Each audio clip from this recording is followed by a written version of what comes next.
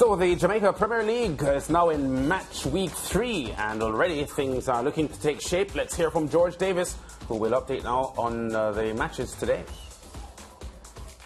Jamaica Premier League action here at the UWI JFF captain Horace Morales.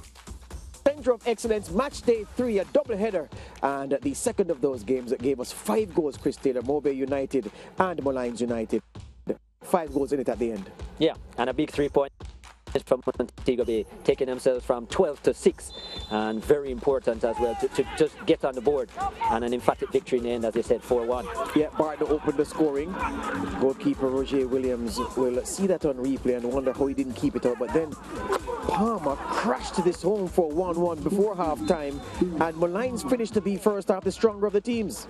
Yeah, definitely, and they're on the front foot. It was really a seesaw battle, but Montego Bay regrouped, came back in the second half, and a better performance, and it's the second goal. Yeah, Nosworthy following up on Devereaux McKenzie's blast, and then a wild lunge by Tyreek Wilson, and a straight red card. Referee Christopher Morrison, no hesitation. Yeah. And Christopher Mason, beg your pardon. Yeah, Mason sending him off with a straight red. And rightfully so. And then Montego Bay started to run riot. They substitute Horton. Excellent finish. Look at that celebration as well. Good gymnastic skills. And then look at this. The long-legged creature wearing that number 11. Excellent run. Good strength. Good power with the finish. And beat Roger Williams there. Yeah, so I've been speaking to Ricky Hill, of course, after every game, Chris, and today he looked a relieved man, and the attacking numbers for the Mobay United team showed that they did their damage down the centre, and you were commenting on this during our call of the game. Yeah, getting down the centre, as you said, was consistent right throughout the game. Yes, they use the flankiers at times, but I guess the lackluster midfield work of Molynes as well, and making full use of it, Mobay.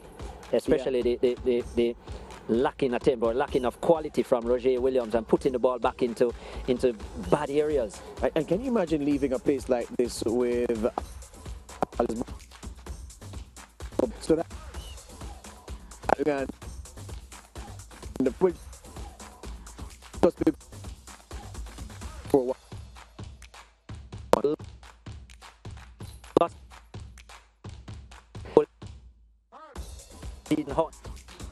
Yeah, so George and Chris Taylor are not quite getting through the report there from the Jamaica Premier League today.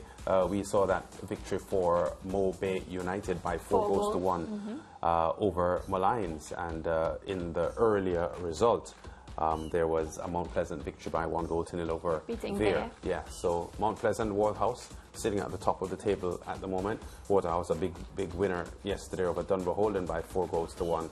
And Mount Pleasant getting the victory today. So Mount Pleasant and Waterhouse top of the table with maximum 9 points at the moment from their 3 games so far.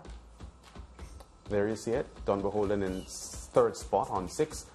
Waterhouse ahead of Mount Pleasant on goal difference via their 4-1 victory yesterday. And the other teams occupying the playoff spots at the moment: Dunbarholden, Portmore, Arnett Gardens and Montego Bay United. Molynes and Humberland bottom of the table along with Harbour View. Cavalier, the defending champions, are in 8th position at the moment. But this is match week 3.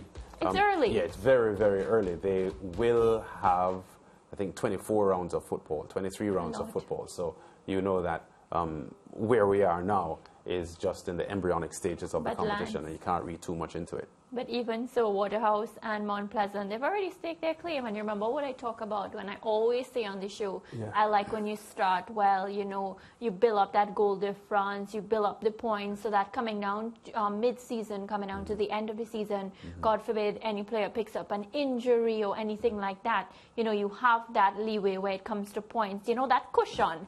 Whereas, you know, the player can get a couple games of rest and they come back in. Yeah, a well-made point, even though because it's a playoff after the league phase is finished, that it's the top 6 that enter a playoff, sort of diminishes the point a little. But as opposed to if it was just a straight league having a start. But it's a solid point. First of all, you've got to ensure that you're among the top 6, and starting well certainly puts you on course to being among the top 6. Right, so my point is fine. We'll go to break.